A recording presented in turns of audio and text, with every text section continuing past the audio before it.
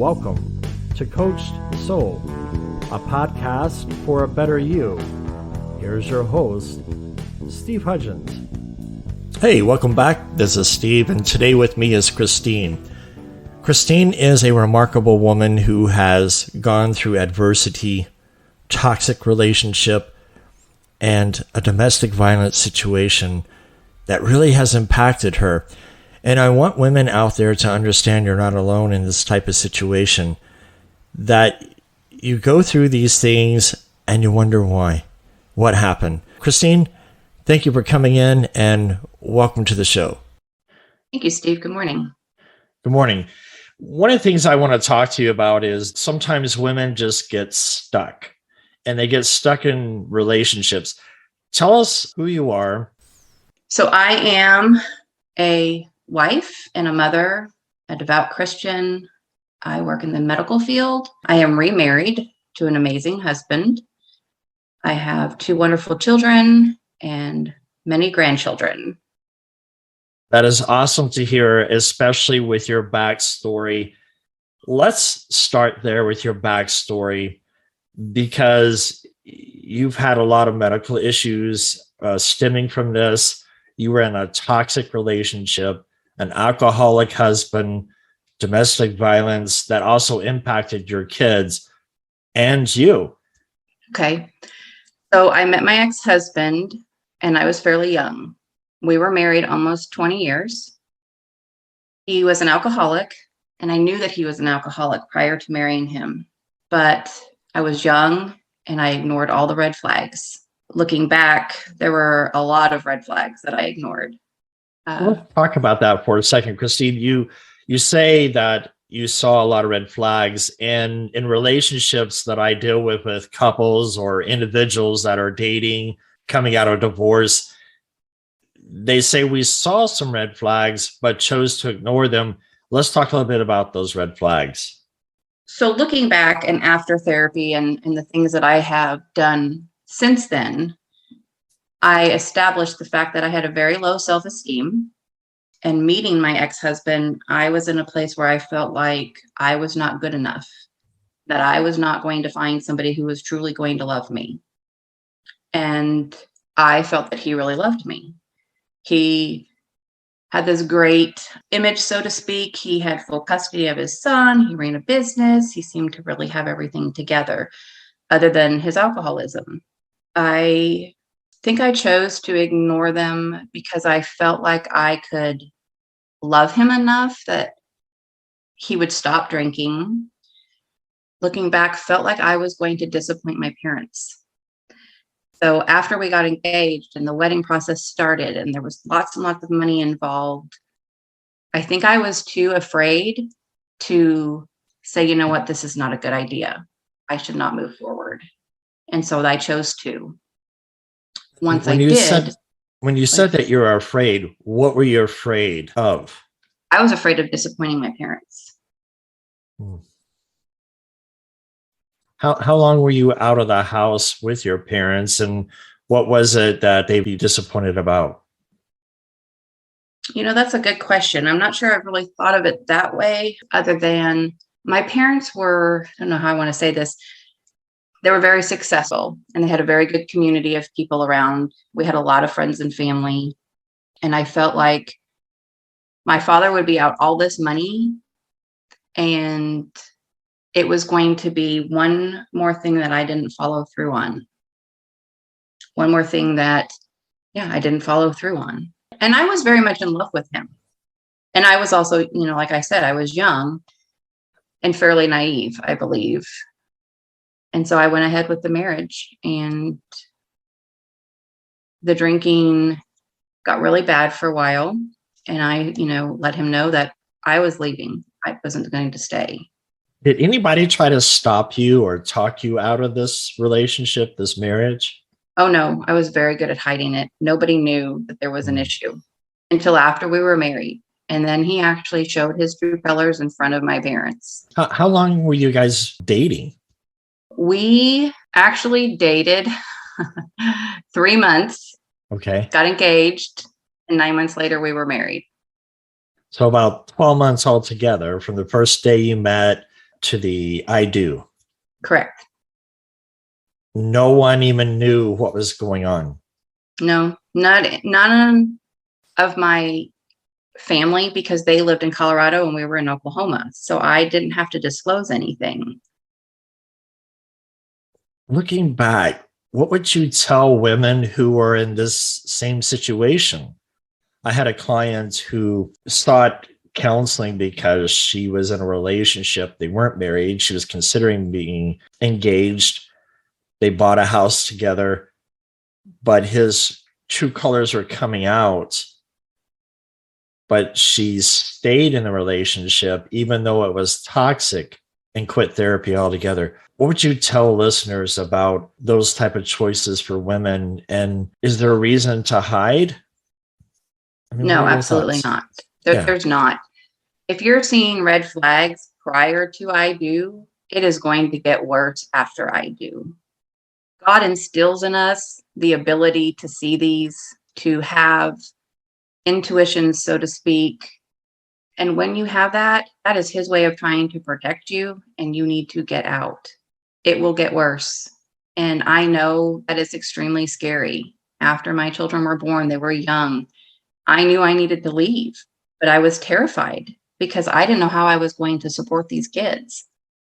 So if you wait till after the fact, it is so much harder to get out. The damage has already begun and they have you trapped. You are stuck. Christine, you said that you loved him. And true saying that love is blind? I think that's extremely true. Yes, it really is. Correct. And from a therapeutic standpoint, it's the serotonins, the dopamines, those chemicals that does blind us. So we have to be very astute in our thought processes, have to know what we want, who we are as a person. Let's go back into your story. What was going on in your relationship? Well, as far as the wedding went, that was all fine. That all went fine. In the beginning, we were building a house. We were really busy. We were having a great time. We would go out on the lake. We'd have lots of fun.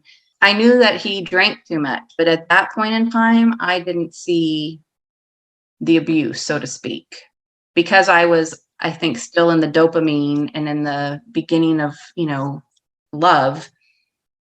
I hadn't realized how toxic things were going to get. We actually had to go through fertility treatments to have children. He had children prior to me.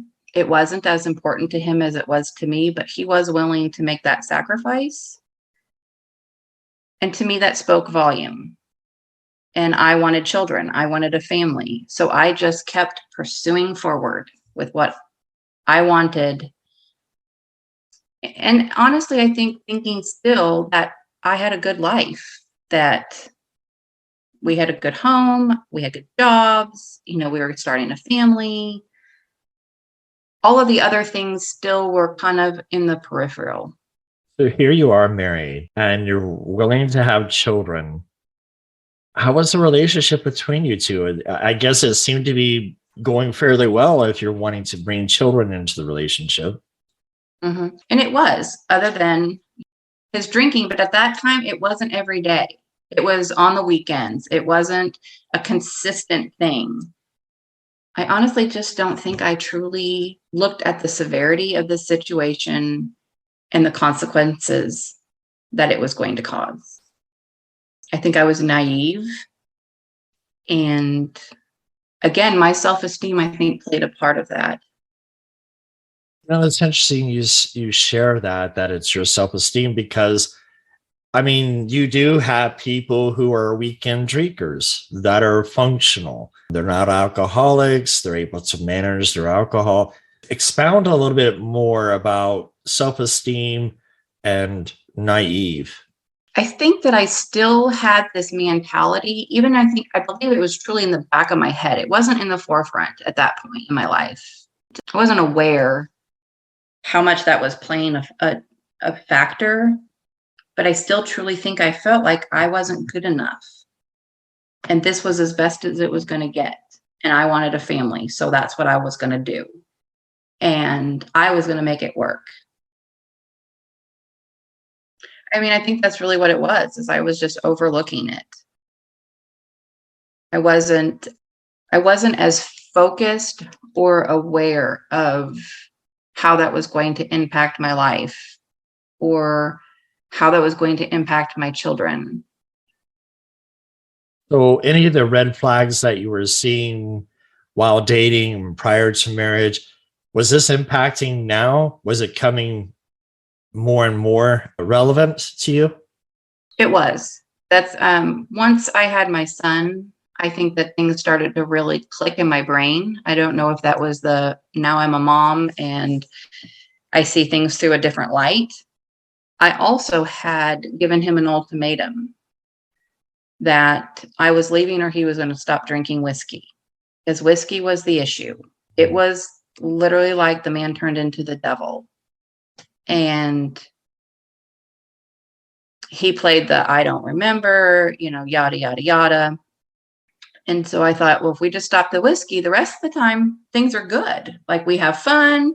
He's considerate and he's caring and he looks out for other people. He truly, I believe, has a good heart. Even now, he went through a ton of abuse himself and he never dealt with it. And once things started getting worse and I was putting all the pieces together, I actually begged him to go to therapy, to get help, to deal with his trauma as a child. And his mentality was, I don't need therapy. I'm strong. I can handle this on my own. Well, he couldn't. He turned to alcohol. When he stopped drinking whiskey, he started drinking beer. That became every few nights, he'd have a few beers, which led over the years to a 30-pack of beer a day, starting to drink at 9, 10 a.m. So it just continued to progressively get worse and worse and worse. It's interesting you share that he is a good person. Everybody's a good person. It's how we deal and manage our hurts that makes the difference. Mm-hmm. And from a female perspective, you're going through all of this. He was hurting. And I can't imagine how much that kind of impacted you. Were you hurting at the same time? And explain and expound on that hurt. Yes, I was hurting. But I also, at that time, I was hurting for him because I loved him and I wanted him to get better and I wanted him to be free of that abuse and the anger and the things that he went through as a child. I think that played a part in the fact that I still kept thinking that I could pray for his future and love the pain out of him.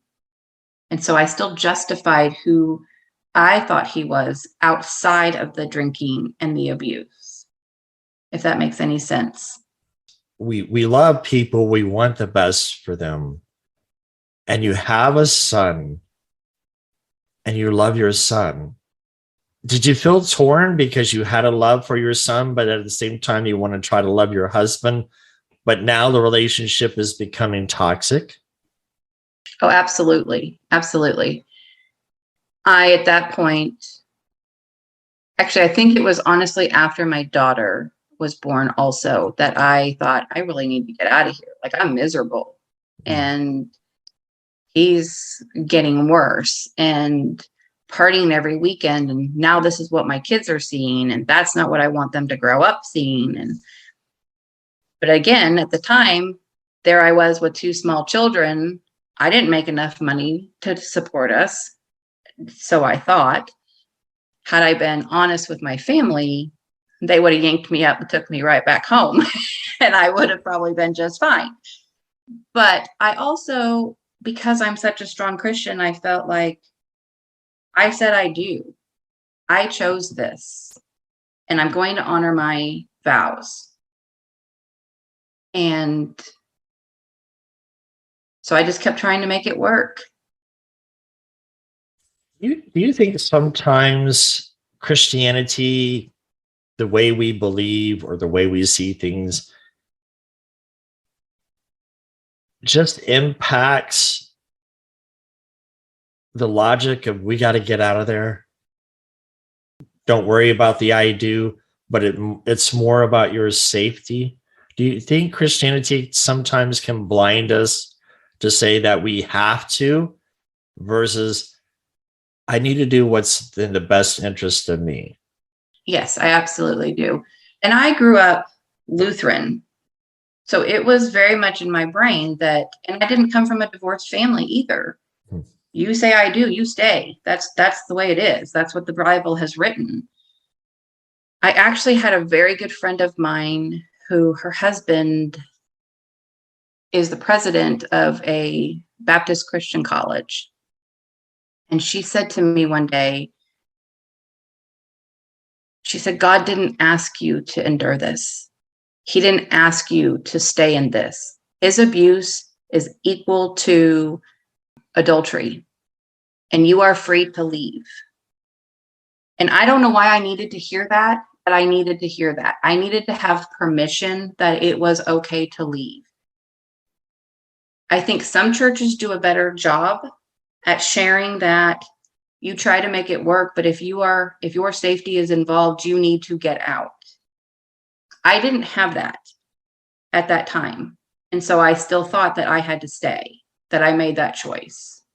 I'm glad you said you needed permission, because I think a lot of times we do need permission, whether it's from a friend, family member. It's allowing that key to unlock the door that I don't feel trapped anymore. Right. And as a man, looking back at my situations, I had a lot of trauma and hurt from my past and realized that I had to go to my own therapy and to become get healed. Now, granted, I didn't get into substance abuse or any of those type of things to escape. I just internalized. And when a trigger would hit, I would become upset or angry. And I had to challenge my thinking. I cannot do anger in front of my children. I cannot do anger in front of my wife. And eventually, through my own situation with my own family, is the reason why I became a therapist. I left the engineering field and became a therapist to help. So here you are, you get permission. What was the worst situation? I think I remember you and I were talking at one point that you were hiding in a closet with your kids. What was going on? Yes. We actually had been at a wedding. It got worse than hiding in a closet that night. And he was extremely drunk enough that his own friends weren't sure who wanted to get in the car with him and drive home. So he was in front of us, and I was in the van with the kids. And we got home. He had locked the door on the truck, and literally he and this guy were beating each other to a pulp in the car. I mean, and so I just grabbed the kids. I said, get in the house, go upstairs, get in the closet in your bedroom, and don't come out till I get there. I tried to unlock the door. I was beating on the windows, and they weren't coming out. So I just went inside. I grabbed the kids, and we just got in the closet. I'm not really sure why I thought that that was going to protect us, but I just did it that moment. Once they got into the house, the fighting continued. He busted in the door, screaming and yelling and saying things like, well, why are you hiding? Do you think I'm going to hurt my children? And I said, right now, I'm not really sure who you are or what you're going to do. I ended up leaving the kids in the bedroom. I went to the bedroom. We were fighting. He was fighting with this other gentleman. He put his hands around my throat and started to choke me. And this friend jumped up and kind of tackled him. And this whole wrestling thing went on and on. And he would my ex-husband would not get off of this guy. And this guy was a cop. So it's not like he was just some totally inexperienced person dealing with hysterical, completely irate people. Honestly, I got a gun because he had already thrown the gun case across the room. Things had already been flying. And I hit him on the back with it because I wasn't sure what else to do to get him off of him. And at that point, the guy said to me, he said, "Get the kids and get the hell out. I will handle this." And I, honest to God, Steve, thought he was going to be dead. I wasn't sure they both weren't going to be dead. I grabbed both the kids. I ran downstairs. I passed a laundry basket. I literally grabbed what I thought we needed, threw it in a Walmart sack, got in the car, and just started driving. And at that moment, the only thing I could think of was, where can I go that I can hide? Where is he not going to find me? And I drove to a hotel that was outside of town, far enough away. I didn't think he'd think to drive in that direction. I was also able to park in the back where you couldn't see my vehicle. And we stayed. The next morning, I actually called a friend and said, "Will you please go to the house and make sure he's alive before I bring my kids home?" I can't imagine the impact that moment had on you. I have never been so scared in all my life. And somehow I still allowed him to manipulate me into thinking he was going to change. That was never going to happen again. That he was going to get help, that he was going to get better, that he'd stop drinking. And we can't change the past. But honestly, that was a moment in time that still haunts me to this day, because the impact that my children had going forward, especially, their life would be very different had I left that situation and they did not continue to grow up with an abusive father. I appreciate the courage that you're having to talk about your story. But I'm excited because you're sharing this story, and I wonder how many other women are going through this type of scenario. That they don't have to feel trapped. They don't have to feel like I'm not good enough. You go back to the house, and within a few minutes that we have left, kind of lead up to what happened next. I, of course, just made a whole bunch of ultimatums, and he made a whole bunch of promises. He did do good for a while, so I stayed, but neither one of us at that time got into therapy. So we didn't have the support, nor did we know the magnitude that how things were affecting the kids. Obviously, I know as a mother that was super unhealthy and I needed to get out, but I didn't know how. I want to end here. And the next time we come back together, I want our listeners to hear that story because I think it's impactful. It's about redemption. Redemption for your kids and redemption for you because it impacted your life. Christine, I really want to appreciate this time and say thank you for being able to be on the show. And we'll have you back soon so that we can understand where things are at. Thank you so much. You're welcome, Steve. Thank you for having me. Thank you for joining us at Coach So.